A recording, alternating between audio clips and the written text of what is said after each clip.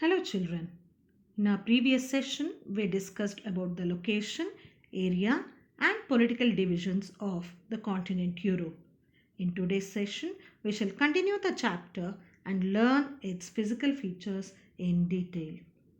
But before we start, let's have a quick recap of the previous session. Europe is the second smallest continent after Australia. It is called Peninsula of Peninsulas because, being a peninsula by itself, Europe has a number of peninsulas along its coastline. It is surrounded by water bodies like Arctic Ocean in the north, North Atlantic Ocean in the west, and Mediterranean Sea in the south. It is located in the northern hemisphere and it extends from 35° north to 73° north latitude and 25° west to 65° east longitude. It occupies approximately 10 million square kilometer. As we have studied in the political divisions of Europe, it has 50 countries. Largest country being Russia and the smallest country is Holy See, formerly known as Vatican City. The European countries are grouped on the basis of geographical similarities and are referred to by specific names such as the Scandinavian countries, the Low Countries, the Central European countries, the Mediterranean countries and so on. Some of the important cities of Europe are London, Paris, Berlin, Moscow and Rome. Now let us learn about the physical features of Europe.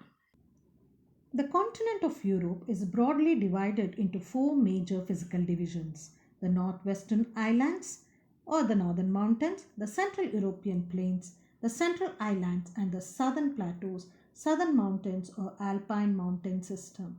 Now let's learn about each in detail. The Northwestern Islands comprise the oldest mountains in Europe. It includes the mountains in Scandinavia, Iceland, Scotland, Wales, Ireland and the Urals. The mountains are old fold and made up of ancient rocks. During the Ice Age, these highlands were overrun by glaciers. Through a long period of time, these highlands have been eroded and weathered due to the action of ice and running water to form low, rounded mountains and U-shaped valleys. In some places along the coast, especially in Norway, the weathering has caused the formation of deep and narrow valleys filled with seawater. These narrow and deep inlets of the sea, having steep rocks on both sides, are called fjords. These fjords have made the coastline highly indented, meaning broken. The fjords are also bordered by steep mountains. The Central European Plains. It lies to the south of the northwestern highlands. This plain extends right across Europe from the Ural Mountains in the east to the Atlantic coast in the west, covering an area of about 2,400 kilometers. The large lowland forms a triangular funnel shape, the broadest section towards the east and the apex towards the west. The plain has been drained by glaciers and large rivers such as Rhine, Seine, Danube, Volga, Dnieper, Ural and Don. The silt has made this region very fertile and suitable for agriculture. The Central European Plain also consists of small plains such as London Basin, Paris Basin, plains of Lombardy in Italy, lowland of Andalusia in Spain, Hungarian Plain and the Wallachian Plain in Romania. The Central European Plain is not completely flat. It has gently rolling surfaces broken by mountain chains and hills. Certain parts of this plain are also below sea level and have dikes or embankments. The shallow North Sea, White Sea and Baltic Sea comprise the submerged sections of the plains. The central islands and the southern plateaus, they lie south of the central plains. It consists of a range of plateaus, hills and mountains such as the Meseta in Spain, the Central Massif and Vosges in France, the Black Forest and Harz Mountains in Germany, the Ardennes in Belgium and the Bohemian Plateau in the Czech Republic. The highlands are heavily wooded and have old coal bearing rocks. The rivers Rhine and Rhone have formed wide valleys in this region. The two rivers provide an inland waterway and an efficient means of navigation. Most of the central islands is sparsely populated. The Alpine mountain system. It contains a chain of rugged mountains lying south of the central highlands. These mountains are young-fold since they were formed when land from opposite sides was gradually compressed due to the Earth's internal movements under its crust. These mountains have high peaks, steep slopes and deep valleys and run parallel to each other in the east-west direction.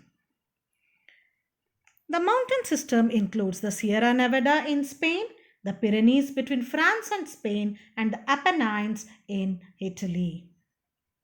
It also includes the Alps spread across Switzerland, Italy and Austria. The mountains further divide into the Carpathians and the Balkan mountains. In the southeast region of Europe, the mountain system contains the Dinaric Alps in the Balkan Peninsula and the Pindus Mountains in the Greece. The Caucasus Mountains lie between the Black Sea and the Caspian Sea. Mount Blanc, with a height of 4,807 meters, is the highest peak in the Alps. Mount Elbrus lies in the Caucasus Mountains with a height of 5,642 meters. It is the highest mountain peak in Europe. The other important peaks in Europe include Mount Matterhorn and Mount Corno Grand. Mount Matterhorn in the Swiss Alps is 4,478 meters and Mount Corno Grand in the Apennines has a height of 2,912 meters. The Alpine system also contains a number of active volcanoes such as Mount Vesuvius, Mount Etna and Mount Stromboli.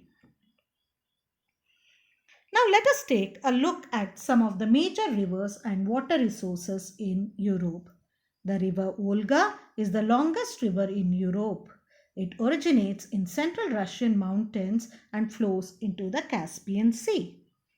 The river Ural also flows into the Caspian Sea. However, it has its source in the Ural Mountains.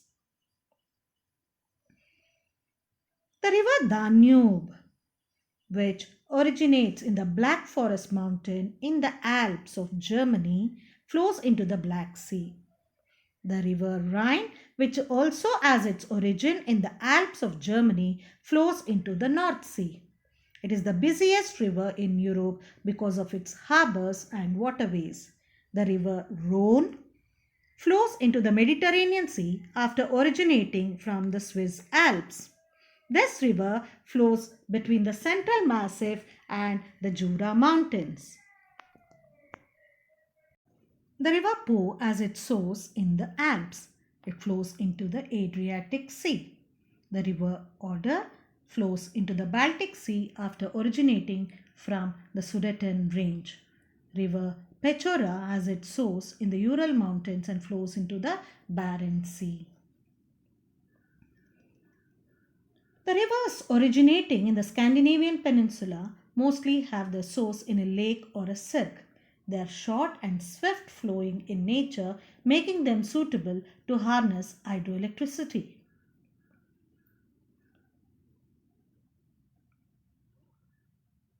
The rivers Niemen and Vistula flow through the North European plains.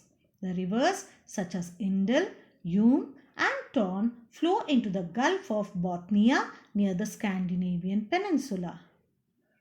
The basin of river Kama lies between the Volga highlands and the Ural mountains. Most of the European rivers are connected by canals. Canals are used for water transport in Europe. Four of the major canals are the Main-Rhine, Midi, Mittelland and Kieler canals. The northern part of Europe is known for its lakes. A large number of lakes have been formed due to intense glaciation during the Ice Age. These lakes include Lake Geneva, Lucerne and Zurich. Finland is called the land of thousand lakes. Lake Ladoga is the largest freshwater lake in Europe. Ogan, Peipsee, Vänern, Vättern, Sweden, Geneva, Constance, Como and Maggiore are some of the other big lakes in Europe. The rivers and canals in Europe provide an efficient system of inland waterways. The water resources are also used for production of hydroelectricity and irrigation. The Caspian Sea is also a lake as it is surrounded by land on all sides. It is so called a sea because it is a large lake with inland drainage and therefore a lot of evaporation takes place here during the dry season, which makes the water more saline. The next topic is case study, tourism in Switzerland. Children, this is your project for August month. You need to do this project in your homework book. You need to collect pictures of places of tourist attraction in Switzerland. It's given in page number 98 in your textbook. You can refer it. Paste it and write few lines describing the place. It should be neatly done as it is a part of your internal assessment.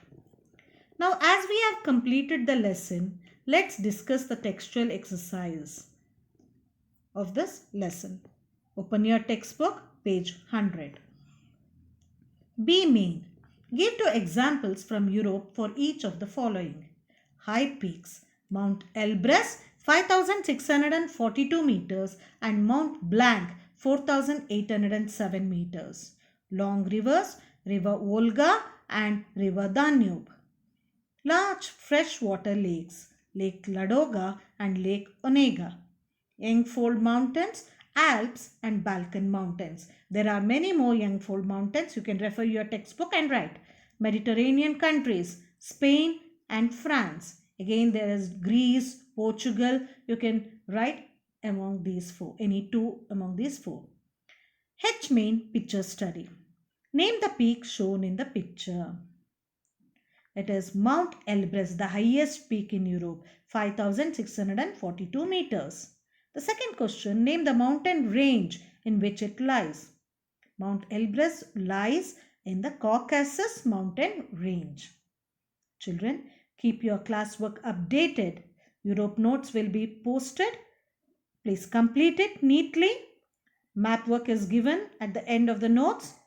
So do it carefully by referring your atlas and textbook. You can even take the help of your parents or elders at home. Thank you, children.